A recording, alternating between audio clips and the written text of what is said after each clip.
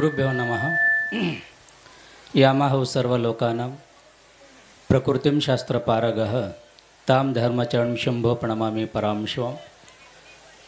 प्रप्रथमः आराध्य सद्गुरूंना स्मरण करून वीरशैव धर्मसंस्थापनाचार्यवर्य जगदादी जगद्गुरु रेणुकादी पंच आचार्यांना स्मरण करत बसवादी प्रमथगण मन्मतादी शिवसंतगणांना देखील स्मरण करून या भागाचे दैवत खोरीचे महादेवला देखील प्रणाम करून परमपवित्र असे श्रावण मासाचे निमित्त साधून गेले 7 दिवस पूजा मौन अनुष्ठानाचं महाकार्य करत त्या सप्ताहातसुद्धा करून त्या सप्ताहाचं सांगता आणि मौन मुक्तीचा हा दुग्ध शर्कर योगाचा ह्या शुभ प्रसंगामध्ये व्यासपीठावर उपस्थित असलेले या सर्व कार्यक्रमाचे उत्सवमूर्ती आणि गेले 7 दिवस मौन पूजा तपानुष्ठान केलेले शिवभक्त पारायण राजेश्वर महाराज लाळीकर आणि तसेच तुम्हा सर्वांचं वारंवार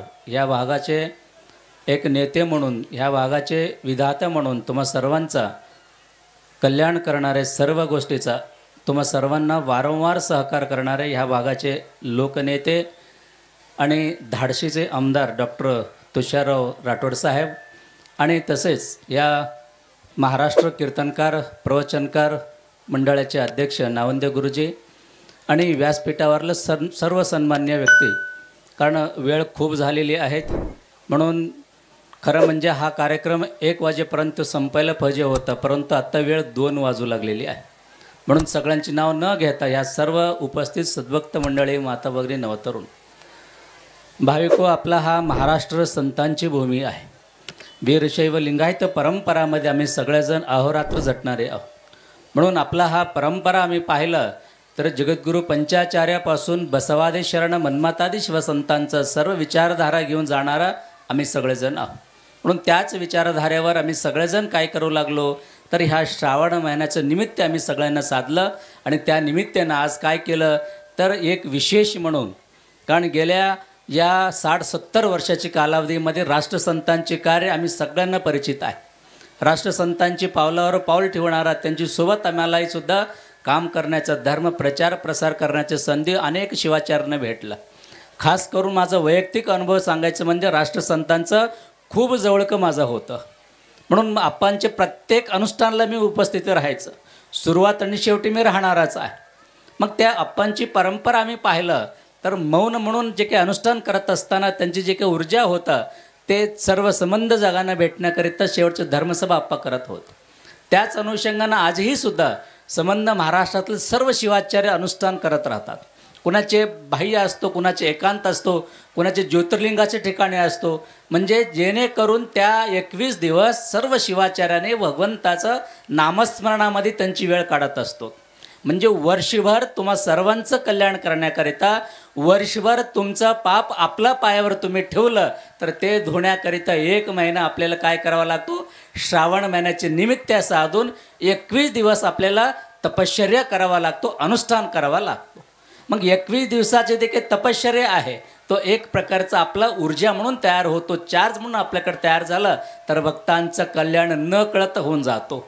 आज असं हात केलंच पाहिजे असं काय नसते।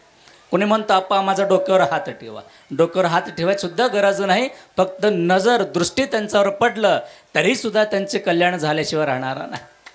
कारणच हे आहे तर हे अनुष्ठान मूर्ती आहे म्हणून या वीरशैव लिंगायत परंपरामध्ये गादीला फार महत्त्व दिलेले आहे। व्यक्तीला अजिबात महत्त्वाने लक्षात घ्या, व्यक्ती येत असतो जात असतो। आज राष्ट्रसंतांचे विचार आज आपल्याकडे, आप्पा आपल्याकडे जिवंत नसेल परंतु त्यांची मात्र विचारधारा आपल्याकडे आहेत। आज गणाचार्य मठाची गादीवर आत्तापर्यंत 14 महाराज लोक होऊन गेलेत, आज माझा नंबर 14वा आहे, गेले 13 महाराज लोकही सुद्धा गादीवर विराजमान होऊन गेले म्हणून व्यक्तीपेक्षाही गादीला फार महत्त्व आहे। म्हणून अशी गादी परंपरामध्ये आम्ही पाहत असताना प्रत्येकजण काय होतो तर त्या गुरूंचे दरबारमध्ये जाऊन गुरुच्या चरणावर नतमस्तक आपण होतो। म्हणूनच नावंदे गुरुजींनी कीर्तन करत असताना खूप सुंदर अनेक प्रमाण दिले, अनेक उदाहरणं देऊन त्यांनी सांगितले गुरु काय आहे, गुरु व्यक्ती नसून गुरु एक तत्व आहे।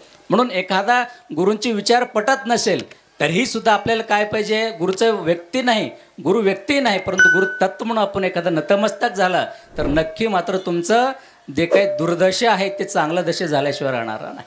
म्हणूनच या परंपरामध्येच काय झालं तर गेल्या 60-65 वर्षामध्ये आप्पांनी कीर्तनकारांना खूप मोठी फळी उभा केली. त्याच्यामधला मूळ आपली नावंदे गुरुजी असतील, भगवानराव पाटील असतील, आपला नवीन म्हणून येरोळकर असेल आणि ह्या सर्वांचे बरोबर एक जंगम मूर्ती म्हणून एक स्वामी म्हणून राजेश्वर महाराजही सुद्धा सगळ्यांचे हाताला हात लावून पायावर पाय ठेवून त्यांची कमऱ्याला कंबर बांधून सोबत त्यांनी निघाले. आज राजेश्वर महाराजांची इतिहास सर्वांना माहीत आहेत. सामान्य कुळातला आहेत, जंगम मूर्ती आहेत आणि त्यांचं परिस्थिती आम्ही पाहिलं तर तो भिक्षा मागल्याशिवाय त्यांची पोट भरायचं नाही. परंतु अहमदपूर अप्पांच्या सानिध्यामध्ये आले आणि रोज त्यांनी गावकी करणार एक स्वामी. आज आपल्याला माहीत आहे जंगमाचं काय अवस्था आहे. तरीहीसुद्धा मी एक जंगम आहे, मी माझा विचार माझा धर्म मी अजिबात सोडता कामा नाही म्हणून अप्पांच्या सानिध्यामध्ये आले. आज एवढा मोठं कीर्तनकार म्हणून उभा राहिले. तेवढंच नव्हे तर ह्या कीर्तनकारपैकी पहिला अनुष्ठान करणारा कीर्तनकार म्हणून सुद्धा आज आपल्या समोर त्याने एवढं मोठं अनुष्ठान केलेले आहे. मग लक्षात घ्या, आज एवढा सामान्य माणूस इथपर्यंत जाऊ शकतो तर कशाची बळ आहे. तुम्हालाही वाटतं ना आम्ही पण अनुष्ठान करावं, पण तुम्हाला एक दिवस गप्प राहणं होते का हो. आज लोकांना सांगावं लागतो ना काय म्हणून, गप्प राहा, बोलू नका, बोलू नका म्हणतो का नाही आपण. परत फक्त आम्हाला म्हणायचं तुम्ही बोलूच नका म्हणून आपलं सांगू लागतो. बोला म्हणून कोणाला म्हणतो का आपण, नाही. परंतु महाराजांनी काय केलं, राजेश्वर महाराजांनी 7 दिवस मौन राहिले. आज लोकांपर्यंत बसण्यापेक्षा एकांतात बसले आणि खोरीचं महादेवाची जवळ बसलं आणि सांगितले देवा तू आणि मीच आहे. आणि आपण सगळ्याजण श्रावण महिन्यामध्ये काय केलं, बाहेरून ऐकलो ना, कारण हे श्रावण महिना आहे, ऐकायचा महिना. आपण बाहेरून ऐकलो, परंतु राजेश्वर महाराज मात्र आतून ऐकले आणि ते खोरीचं महादेवाचं ऐकत बसले, स्वतःचं ऐकले. मी कोण आहे, मी नेमकं केलं काय पाहिजे, माझा जन्म कशासाठी झाला, असं अंतरात्मासोबत स्वतःसोबत ते चर्चा करत राहिला. बाह्यापासून ते बंद राहिले आणि आतून मात्र त्यांची चिंतन चिरंतर चालू राहिला. त्यांची चिंतन चिरंतर चालू राहिल्यामुळं काय झालं, 7 दिवसाच्या नंतर त्यांना बोलता येत नाही. खरंच आहे, आज मीही सुद्धा 21 दिवस भीमाशंकर ज्योतिर्लिंग इथे अनुष्ठान करून आलो, परंतु अनुष्ठान झाल्यानंतर मलाही कुणाला बोलावं असं वाटलंच नाही. मी अनुष्ठान 7 दिवस झाल्यानंतर नंतर काय झालं, बोलणं नकोच वाटावं. का तर ह्या लोकांना बोलून काय आहे तर आम्ही देवाशी बोलू लागलो. कारण आपला कुणासोबत संबंध जोडू लागलं, देवासोबत संबंध जोडू लागला तर त्याच्यासोबत आम्ही बोललं तर ह्या लोकांसोबत बोलावं काय. म्हणून शब्दातीत जे काही विचार आहे तो मनामध्ये जागी व्हायला सुरुवात होतो. म्हणून त्याच अवस्था आज महाराजांचं झाल्यामुळं त्यांनी 3-3 तास कीर्तन करणार आहे आणि एवढा मोठा आवाजामध्ये, सर्वांना माहीत आहे का नाही राजेश्वर महाराजांची आवाज कसा आहे, पहाडीचा आवाज म्हणतो का नाही राजेश्वर महाराज, पहाडीचे आवाज. त्यांचे एखादं कीर्तनाला त्यांनी उभा राहिले तर कसा आवाज यावा त्यांचा. पण आज काय झालं, त्यांची आवाज नको, कारण त्यांना नको वाटू लागले काय बोलायचं. म्हणून आज त्यांची आवाज म्हणजे बाह्य बोलणं बंद झाला, कारण तो देवाशी एकरूप झालेली आहे. म्हणून ह्या माध्यमातून समस्त उपस्थित सद्भक्तांना एक गोष्ट मला सांगायचं आहे. श्रावण महिना झाले, महाराजांचे अनुष्ठान पूर्ण झालं, आज सप्ताहाची समाप्ती आहे. आता महाप्रसाद घेतो, इथून पुढं घराकडे निघून जातो. पण येणारं वर्षभर काय करणार, वर्षभर काय करणार. झाला श्रावण, आजपासून श्रावण संपलं, 2 दिवसांना पोळा झाला, 15 तारखेच्या नंतर मोकळंच का सगळे, काय बी करणार, दिसले दाबा काय बी दाबा. पुरुष मंडळी तर मोकळं आहे ना, आता खावं पिवा तर काय बी करावं. बरेच लोक श्रावण पाळले असेल ना, नावंदे गुरुजी, बरेच लोक श्रावण पाळलेत. पण संपल्यानंतर तुम्हाला विचारलं बरं, संपल्यानंतर श्रावण पाळतो का नाही. लक्षात घ्या, श्रावण पाळतो म्हणजे 1 महिना फक्त तुम्हाला अभ्यासासाठी असतो बरं हे. कारण आपला पूर्वज यांनी ह्या 12 महिने ह्यासाठीच लावलेले आहे. श्रावण महिना आहे, शिवाची भक्ती करा. ते 1 महिना आपल्याकडं एक प्रकारचा एक पाठशालासारखा असतो. 1 महिना तुम्हाला शिकवण्यात येतो आणि येणारं वर्षभरातला 11 महिना आपल्याला काय केलं पाहिजे, त्या पद्धतीनं आपले जीवन झालं पाहिजे. त्याकरिता इथून येणारं वर्षभरामध्ये काय केलं पाहिजे 2 मिनटामध्ये तुम्हाला सांगतो. महिन्याभर काय काय केलं तुम्ही, उपवास केलो, काही लोक रोज शिवपाठ केलो आणि काही लोक सप्ताहामध्ये सहभागी घेतलोत आणि काही लोक अनुष्ठानमध्ये जाऊन गुरुमौलींचे दर्शन घेतलोत आणि काही लोक ज्योतिर्लिंगाला जाऊन दर्शन करून आलोत आणि काही लोक काहीच जमत नाही महाराज आम्हाला म्हणून फक्त 4 सोमवार उपास केलो.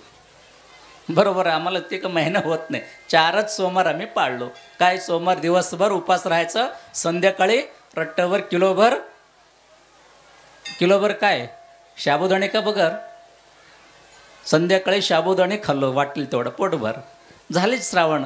पण एवढा वर होणारा नाही, कारण आपला वीरशैव लिंगायत परंपरामध्ये फक्त एका महिन्यासाठी नाही तर अजन्मासाठी आहे. तुम्ही दीक्षा घेतलेला 8व्या वर्षी दीक्षा घेतलो ना, तो लिंग तुमच्या गळ्यावर आला तर शेवटच्या टप्प्यापर्यंत लिंग पूजाचं उपासना तुम्ही केलंच पाहिजे. महाव्रत आहे बरं, ते लक्षात घ्या, सामान्य नाही. फक्त काही लोकांना वाटतो श्रावणामध्येच लिंगपूजा करायचं, वर्षभर नाही म्हणतो तुम्ही. आणि काही लोकांना फक्त महाशिवरात्रीच आठवते ना, फक्त महाशिवरात्री लिंगपूजा केल्या म्हणजे झाला, तसं नाही.